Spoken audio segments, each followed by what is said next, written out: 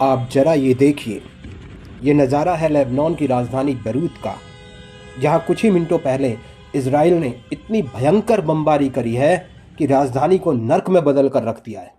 दुनिया को लग रहा है कि जंग रुक गई है, लेकिन हकीकत में ये सिर्फ अगले हमले के लिए कारतूस भरने का वक्त है। लेकिन ये धमाके सिर्फ लेबनान की सरहदों तक सीमित नहीं हैं।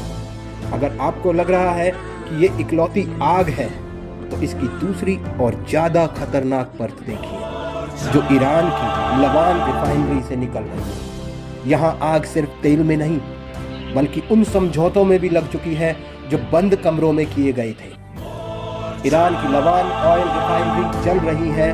क्यों? क्योंकि ईरान ने कहा है कि इस पर यूएई ने अटैक कर दिया है। जी हाँ, यूनाइटेड अरब अमीरात, जो अब तक सिर्फ हमले झेल रहा था, वो सीज फायर होने के बाद अब सीधे ईरान पर पलटवार कर रहा है। अब सवाल ये है कि सीज फायर 24 घंटे भी क्यों नहीं टिक पाया। इसकी असली वजह वॉशिंगटन की उस जल्दबाजी में छिपी है जिसे ट्रंप प्रशासन अपनी जीत मान रहा था, लेकिन हकीकत में उन्होंने इजराइल और अरब मुल्कों के भरोसे की बलि चढ़ा दी है। सीज फायर को मुश्किल से 12 घंटे भी नहीं हुए और ये अब टूटता दिख रहा है। ईरान ने अल्टीमेटम दे दिया है। पाकिस्तान के प्रधानमंत्री शहबाज शरीफ हड़बड़ाए हुए हैं। असल में ट्रंप ने बिना अरब देशों और इजराइल को भरोसे में लिए एक तरफा शर्तें मान ली। यही कारण है कि रुक रुक कर अटैक किए जा रहे हैं। कोई है जो चाहता है कि इस युद्ध को फिर से शुरू किया जाए। ऊपर से ये सिर्फ दो देशों की लड़ाई दिखती है, लेकिन इसके अंदर की परत और भी कड़वी है।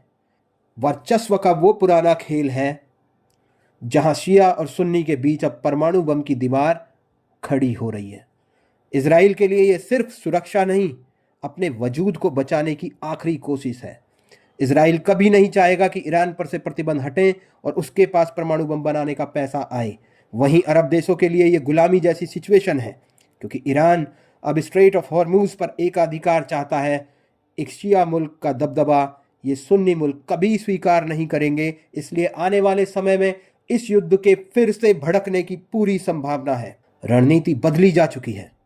अब बस अगले बड़े धमाके का इंतजार है। जब हवाओं में बर्बादी के पैगाम तैर रहे हों, तो समझदार वही है जो शोर मचाने से ज़्यादा इन पैगामों में छुपे हुए इशारे पढ़ ले। अगर आप भी इन आने वाली आहटों को वक्त से पहले समझना चाहते हैं, तो देश के डिजिटल मोर्चे पर डटे रहिए।